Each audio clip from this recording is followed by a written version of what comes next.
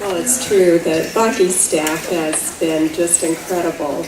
I was so amazed at my very first class, which was Urban Immersion in Fresno, and the professor picked me up at the airport. I was like, what?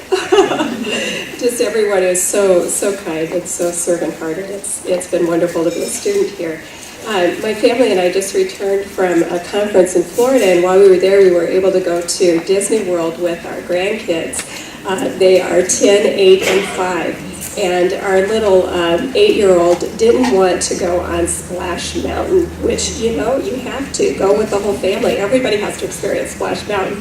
And so his parents were great. They didn't let him get away with just being afraid. They said, come on now, Logan, you know, you can do it. And, you know, we're not going to let fear, you know, win here. You can do this. And we're really encouraging. His dad took his hand and gave him a scripture and said, hey, Betty, you just sit next to me. Dad's going to be with you on this ride. And, of course, once he did it, he wanted to ride that ride about 5 or 6 times. So he had a great time.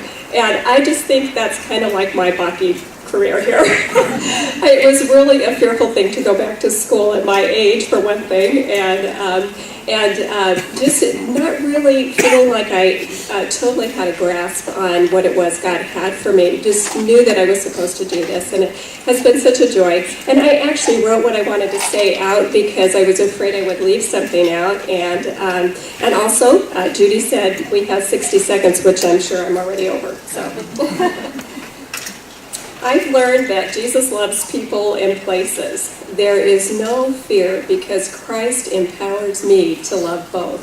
He cares about how I use that power, whether I heal or harm, help or hesitate, love or just leave.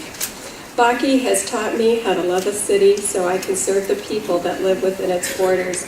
And by serving people, see the wholeness of the gospel as they are transformed body, soul, and spirit.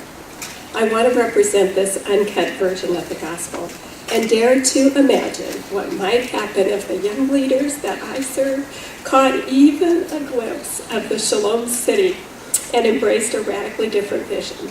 I want to see the possibility of the church not as an alternative community, but as a blessed community that offers alternatives.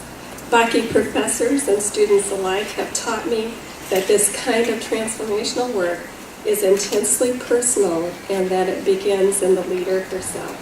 I have felt poked and prodded and uncomfortably convicted as I've come to grips with my own complacency, lack of awareness, driven by a belief system that saves souls but was reluctant to care for the human side of life. It's not easy to face and sometimes difficult to understand how I got there in the first place.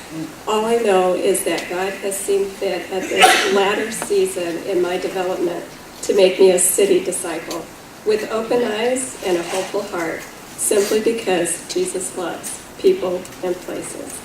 Thank you, Baki professors and staff, for modeling so well what it means to be practitioners, incarnational practitioners of the faith.